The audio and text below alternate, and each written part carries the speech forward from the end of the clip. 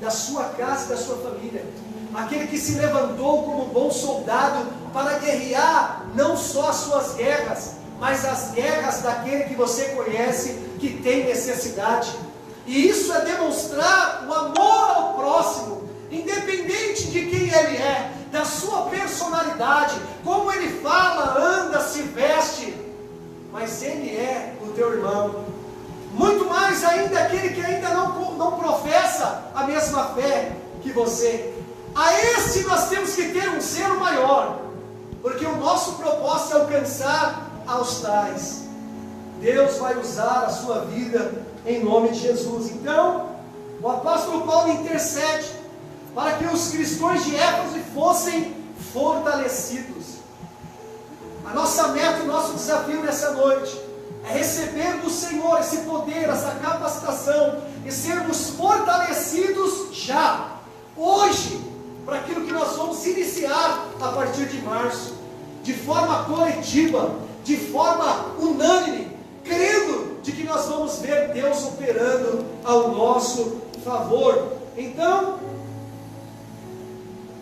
sermos fortalecidos no seu íntimo. Note que isso fala de algo pessoal. E você pode nessa noite declarar comigo: a minha guerra, diga, a minha guerra é uma guerra pessoal. Mas eu não estou sozinho. Esse Cristo, esse Espírito Santo que habita em mim, nesta noite, me fortalece. Eu sairei vencedor em nome de Jesus. Há um Espírito que te fortalece nessa noite. Há um Espírito que te faz vencedor nessa noite. Então nós precisamos desse fortalecimento, porque dessa forma seremos parecidos com Cristo. Demonstraremos a imagem e a semelhança dele e atrairemos pessoas para o seu reino por intermédio do brilho e da vida dele em nós. Talvez você nessa noite tenha olhado para você, talvez tenha dito: eu preciso melhorar e muito, eu preciso avançar e muito. Isso é bom sinal, mas a maior resposta que você pode dar a Deus é colocar Ele no centro da sua vida e confiar que Ele está no governo, Ele está no controle. Basta uma pequena atitude para fazer a mudança em toda a sua história. O tempo está bom aqui, está rendendo, glória a Deus. Então, novamente em Efésios, no versículo 16, se atente para o ensino de Paulo, que mediante esse fortalecimento do poder do Espírito Santo, que o poder é essa capacitação que nós falamos, Cristo habitará em nosso coração e teremos a mente de Cristo. E toda vez que nós falamos na mente, nós lembramos de um versículo que foi um tema de uma conferência que participamos, que é Romanos capítulo 12, versículo 2, que fala: não vos conformeis com este mundo, este século, mas transformai-vos pela renovação da vossa mente. Então nós precisamos renovar a nossa mente com a mente de Cristo. Esses dias, aqueles que são da igreja e tiveram a oportunidade, foi levantado um questionamento acerca de uma publicação da nossa igreja que foi feita no Facebook.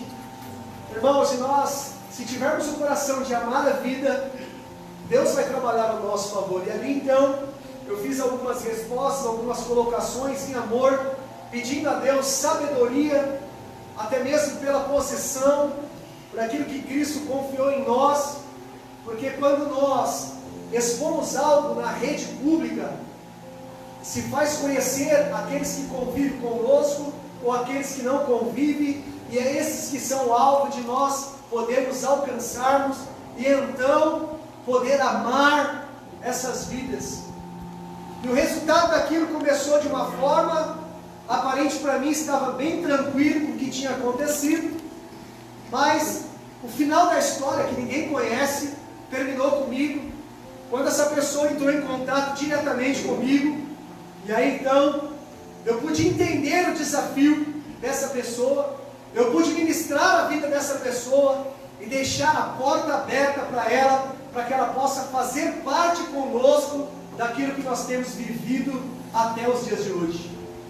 Então, irmãos, nós não podemos nos perder acerca daquilo que pessoas falam, comentam ou escrevem.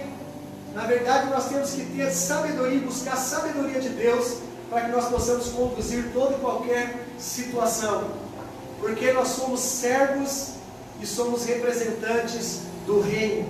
A nossa luta não é contra a carne nem contra o sangue, mas é contra principados, potestades e hostes espiritual da maldade. Eu creio que ali eu me senti vitorioso no Senhor, porque o inimigo caiu por terra, aonde ele tentou se levantar, Deus usou a minha vida naquele momento, e então pude trazer a verdade na vida daquela pessoa. Então, irmãos, nós precisamos buscar sabedoria da parte de Deus. Então, no versículo, então dessa forma, com essa mente renovada, essa mente de Cristo, então nós vamos produzir o fruto do Espírito, aonde está lá em Gálatas 5:22, que fala da paz, da alegria, da benignidade, da longanimidade.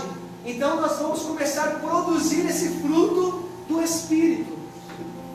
Nós precisamos ser esses cestos, nós precisamos ser esse portador desse fruto do Espírito, porque é isso que atrai a vida das pessoas: a paz, a alegria, o amor.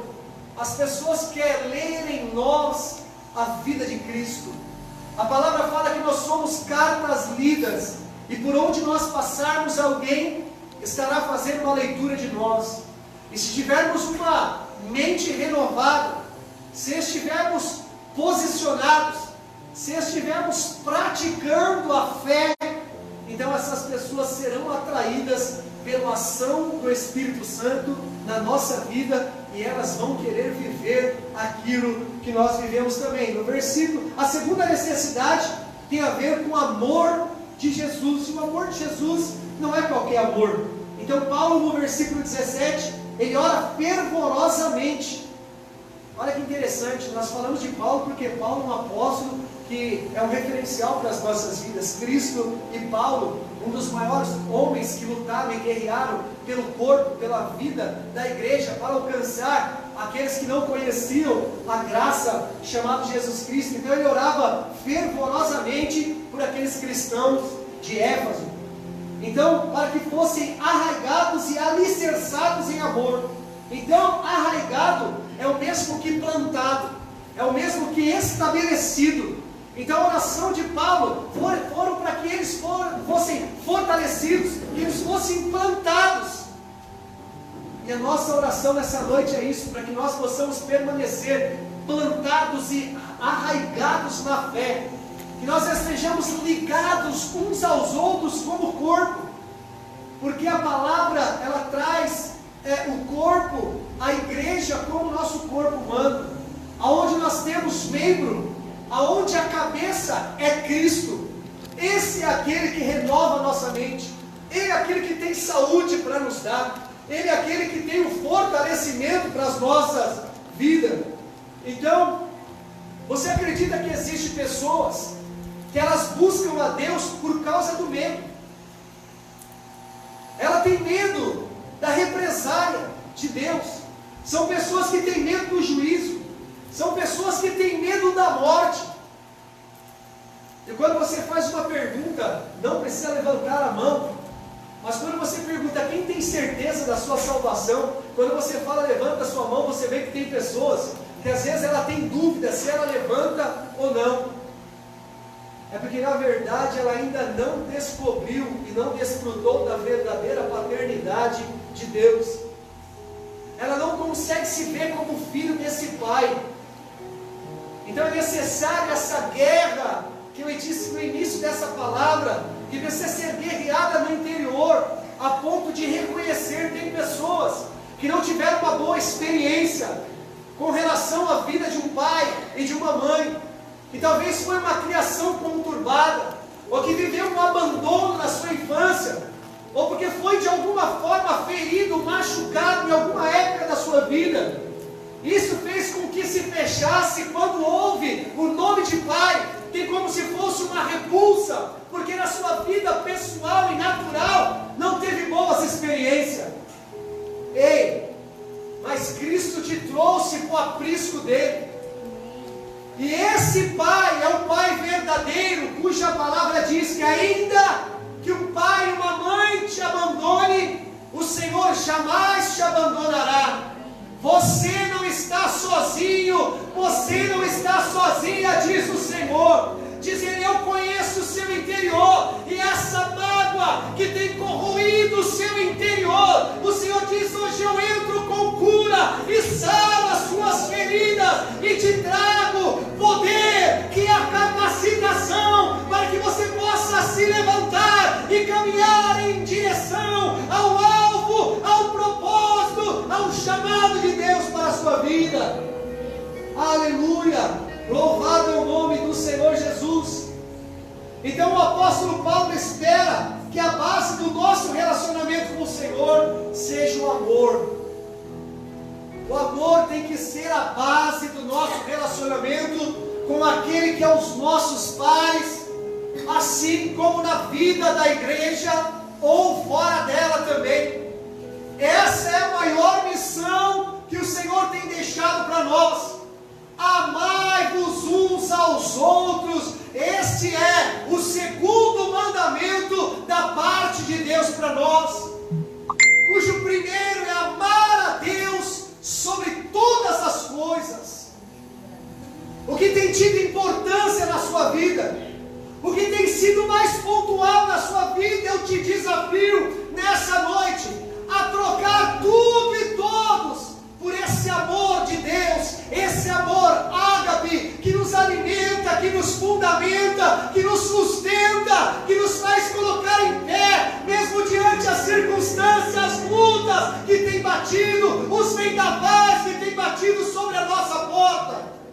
Ele tem nos feito firmes, é a graça dele operando em nós, e agindo Deus, quem impedirá os escolhidos do Senhor? Aleluia!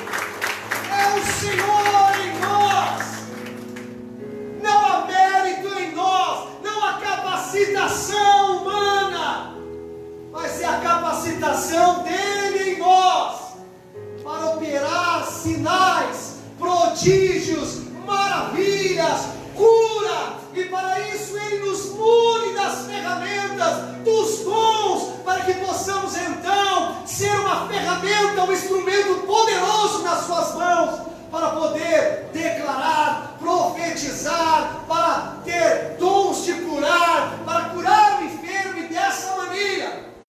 O mais importante, a cura física, ela é importante, mas mais importante que isso é atrair essa pessoa, por intermédio dessa cura, a poder cultuar ao Senhor, a se render e se entregar, porque esse é o nosso propósito de vida, a partir do momento que levantamos as nossas mãos e reconhecemos Cristo como único, suficiente Senhor e Salvador das nossas vidas.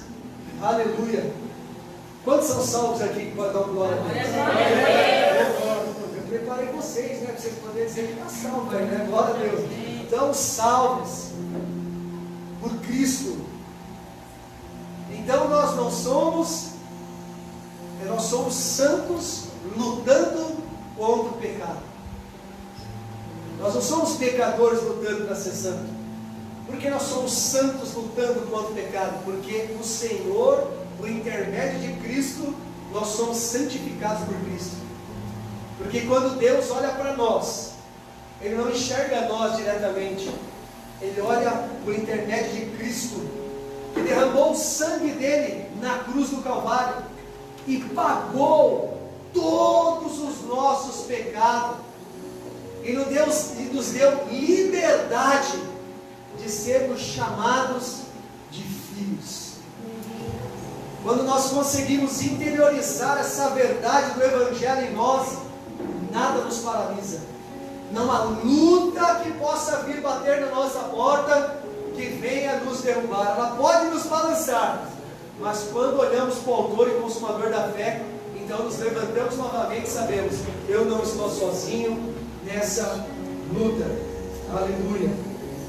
Então, na Bíblia afirma que o amor lança fora todo medo. Está em 1 João 4,18. O amor lança fora todo medo. O que tem trazido medo para você?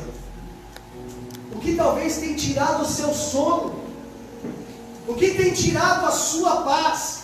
Lembre-se dessa palavra, 1 João 4,18. O amor lança fora todo medo. Quando o medo bater a sua porta, estremecer o seu interior, lembre de Cristo. Ele é o amor. Ele é o verdadeiro amor. E Ele te fortalecerá. E o medo baterá retirada em nome do Senhor Jesus. Então o apóstolo nos leva a tentar imaginar as medidas para o amor de Cristo. E ele conclui que este amor excede todo e qualquer entendimento. Nós não temos como entender e compreender o porquê Cristo se doou em entregar a vida dele por nós.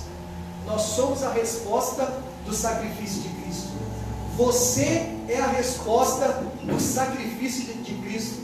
Por causa do sacrifício de Cristo é que hoje nós estamos aqui reunidos como igreja.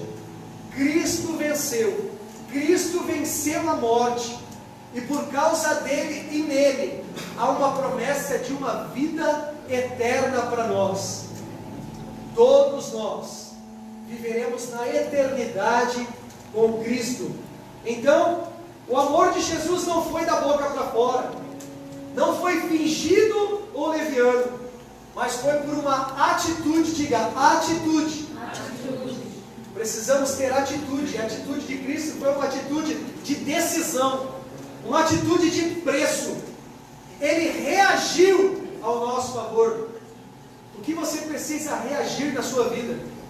O que você precisa sair daqui nessa noite tomando uma atitude, para que o Senhor possa guerrear a sua guerra e possa te dar vitória. Lembre-se que Deus usa pessoas, disse aqui, e Ele quer usar você. Então você precisa pagar o preço, você precisa ter uma atitude, e você precisa reagir diante daquilo que tem afligido a sua alma. A guerra começa no interior. Talvez você tenha vivido uma batalha que tem que ser vencida em você mesmo. E quando você vencer essa guerra interior, então as guerras exteriores já estarão também vencidas por Cristo Jesus. Então, o amor de Jesus não foi só da boca, não foi fingido. Então, conhecer a grandeza do amor de Cristo é ser envolvido por Ele. E a nossa necessidade, é a nossa necessidade mais prioritária, que é compreender e viver este amor. E como que nós vamos viver e compreender este amor? Então existem duas coisas. A primeira, gratidão a Deus, expressada através da consagração, do serviço a Ele e a adoração. Então nós precisamos ter isso na sua vida, na nossa vida, ser gratos a Deus, de uma forma a ser consagrado a Ele, de uma forma a prestar serviço como servo a Ele, representante do seu reino, e também na adoração a Ele. Aleluia. Então o amor para com as outras pessoas, sejam os irmãos da fé em Cristo ou aqueles que ainda não são, este é que temos que dar maior ênfase. Então, irmão, eu não sei aquela pessoa que você fala assim: nossa, mas é tão chato aquela pessoa lá na empresa. Ah, sabe aquele amigo que senta naquela carteira da escola ó, ele é tão chato, a voz é tão irritante. Sabe, é esse que o Senhor nos desafia a amar, porque é esse que precisa de Cristo. O Senhor veio para aqueles que estão enfermos, e não para aqueles que estão sãos. Então Deus quer te usar para levar remédio à vida daqueles que estão doentes. Eu costumo dizer que a igreja, que somos nós, o templo, aqui é como um hospital, aonde chegam os doentes, e aqui eles são medicados pela palavra. Talvez você chegou doente aqui nessa noite, você chegou com alguma enfermidade no seu corpo físico. Ele é poderoso para liberar uma unção de cura sobre a sua vida, em nome do Senhor Jesus. Aleluia. Eu gostaria de dar um tempo a mais, para a gente terminar dentro do horário, e eu queria trazer alguns áudios, para que nós pudéssemos orar nessa noite. E eu gostaria que você prestasse atenção, porque Paulo, na sua oração, no versículo 21, ele finaliza orando pela igreja, por todas as gerações e por toda a eternidade. É como ele finaliza essa palavra no versículo 21. E eu queria usar como exemplo de Paulo, finalizando nessa noite essa palavra que o Senhor trouxe ao nosso coração, orando por gerações, orando pela eternidade e orando por algumas necessidades pessoais, como necessidades do corpo da igreja. Então, pelo término dessa campanha, pelo mês de dezembro, que nós oramos a cada final de culto, que foi profetizado nessa semana, pela eleitos local e pelos pastores da casa, para que Deus possa fortalecê-los em fé, para que o Senhor possa entregar ferramentas novas na vida deles. Eu profetizo em nome de Jesus, que o Senhor entregará dons na vida de vocês, e esses dons será para atrair as pessoas, para que o reino do Senhor, ele possa ser expandido nesse lugar em nome de Jesus. Então nós como igreja temos que orar pelos pastores, temos que orar pelos líderes, temos que orar uns pelos outros, para que o Senhor possa nos capacitar, orar pela igreja matriz, orar pelos bispos, pelos pastores, pelo corpo de líder que faz parte da nossa igreja, para que o Senhor também os fortaleça e os faça vencer e avançar em cada projeto, de cada local, de cada lugar que nós tivermos plantado, no bairro onde o Senhor nos colocou. Nós somos a igreja precisa fazer a diferença onde é que ela chega. As trevas têm que bater retirada, e no nome de Jesus eu dou uma ordem nessa noite, que todo principado, toda potestade que rege esse bairro, nós ordenamos em nome de Jesus, que seja amarrado e amordaçado em nome de Jesus, porque o Evangelho, ele será propagado nesse lugar, e o diabo não impedirá que a palavra do Senhor seja expandida nesse lugar, em nome de Jesus. Então nós vamos orar também pela nossa vida pessoal, pelos nossos projetos, pelos sonhos, por alvos, por metas que nós colocamos, ou se não colocamos, porque muitas vezes se colocamos e esquecemos, e não regamos essa semente de fé com a oração, e se não colocamos, perdemos tempo, porque não profetizamos aquilo que desejamos alcançar.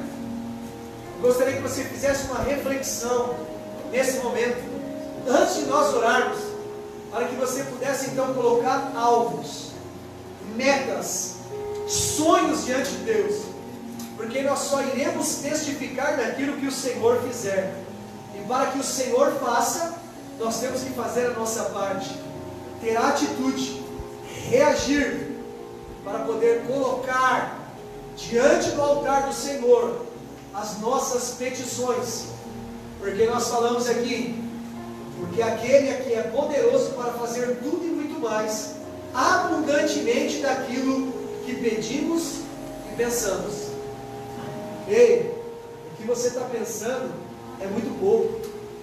O Senhor vai te surpreender naquilo que você tem pedido para o Senhor. Aleluia. Você é filho e Ele quer te presentear. Eu profetizo em nome de Jesus, e nesse mês de março que vai entrar, alguém receberá um presente da parte de Deus, em nome de Jesus. Eu creio nisso. Vocês irão testificar. É a palavra profética sendo liberada. E é o Senhor que recebe essa palavra. E é Ele que faz cumprir segundo a fé do coração que pediu. E o que você pediu, diz o Senhor, você vai se surpreender em nome de Jesus. Então, nós vamos orar pelas nossas famílias, filhos e as gerações. Tem um problema aqui, né? Precisa ter um problema aqui, né? Tem que faltar lugar, né, para ter criança. Porque se tiver criança aqui e não tiver espaço para ela, é sinal que as famílias estão aqui. Então nós precisamos orar pelas gerações das crianças. Porque as crianças não vêm sozinhas para a igreja. Aliás, existe casos de que a criança foi e depois veio a família. Mas geralmente, onde tem uma criança, tem um pai, tem um tio, tem uma avó.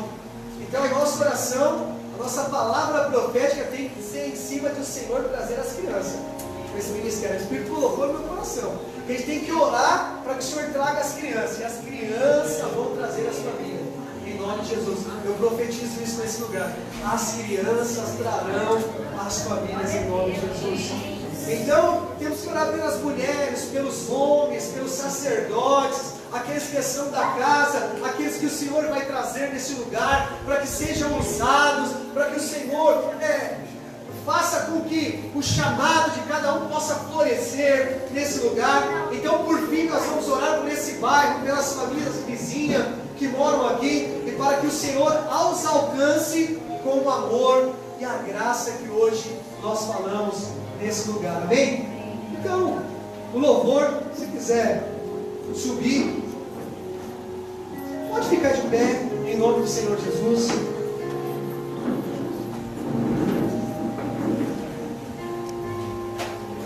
Comece a pensar agora, o que você precisa que o Senhor faça.